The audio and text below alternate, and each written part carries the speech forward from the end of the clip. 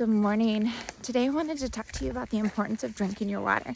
So water is very important for our bodies for a lot of reasons. It's going to help to maintain homeostasis, to keep our bodies working and functioning as a machine they were designed to be. Now, our bodies are comprised of about 72% water, meaning that every cell within our body is nearly 3/4 a fluid or a water base. So in order for our brains to work, we need water. And in order for our kidneys to regulate, detox, and to maintain our blood pressures, we need water. For our heart to do its job, we need water. For digestion to ensue, we need water. For our liver to work, we need water. For every hormone, for every nutrient transport, we need water. So water is very important. So what kind of water are we putting into our bodies? Now, I am a firm believer that you need glass or stainless steel containers to hold your water in. Plastic is not the best for you. Now, do I drink out of a plastic water bottle? Yes, on occasions I do, especially at the office because they're convenient.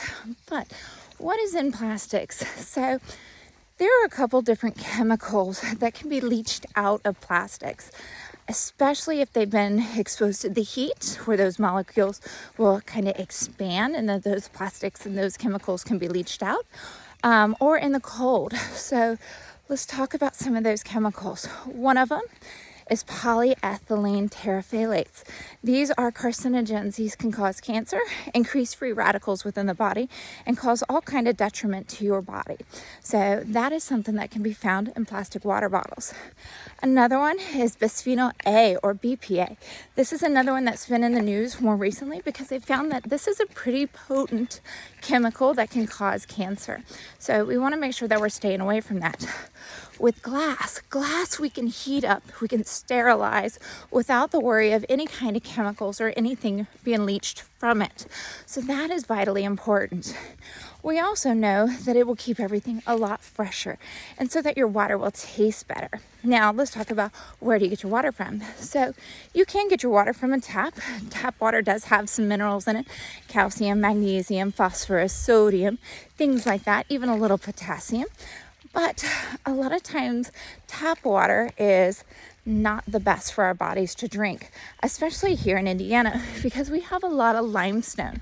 And with this limestone, we're getting that buildup, which can lead to some issues within our kidneys and our filtering organs. So it's important that we maintain very healthy and clean water. I have a distiller at the house. It's a little tabletop distiller. It makes about a gallon of water every 4 hours, and it's steam distilled. So the only water that I'm getting out of there is pure distilled water. Now, you may say, well, I need my minerals. I need the minerals from the tap water. If you are eating a diet high in fruits and vegetables, you're going to be getting all of the minerals that you need out of those fruits and vegetables. So it's not necessarily true that you need to be drinking tap water to get all of those minerals out. Now let's talk about sweetened waters. Not a fan. So even if it says it's sugar-free, if it tastes good, it probably has some kind of artificial sweetener in it. Aspartame. These are not healthy sugars at all.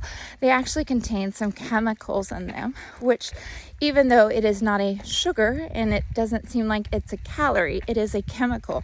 I read a study just the other day that was released by the CDC that said that they have found in certain artificial sweeteners that there is a component to them, and I cannot recall the name off the top of my head, that increases blood clots and can cause cardiac dysfunction. And so, that kind of makes you question, so is it healthy? I think I'm getting a healthy water, but I'm truly not. If you need to flavor your water, I'm a fan of a tea bag in cold water, whether it is a fruit flavored tea. Obviously it has to be healthy from like the tea spot, or just some fruit, throw a lemon wedge in there, throw a lime wedge, throw some cucumbers or some fresh mint or something like that to your water, and that'll make it taste better if you are not a fan of straight water. Now, the other thing that I want to remind you about is the importance and how water affects you. So if you are dehydrated, one of the first places that you will notice it is within the corners of your lips. You will notice that you're kind of dry, kind of chapped. you're going to show dehydration in mucous membranes faster than anywhere else on the body. So that's why it's important that if you start noticing you're looking a little dry and chapped, it's probably time to drink some water. Now, on the other side of that, one thing that I want you to keep in mind is that as we age, our thirst receptors start to diminish. And as these thirst receptors diminish, we do not feel thirsty all the time. Sometimes we misinterpret that as a hunger.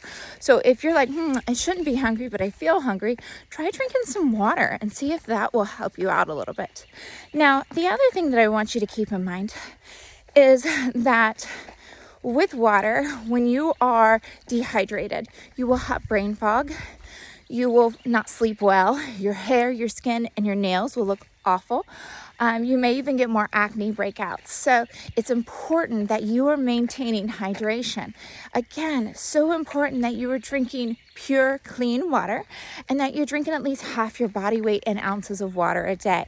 This is going to help you maintain your health and live a very healthy life.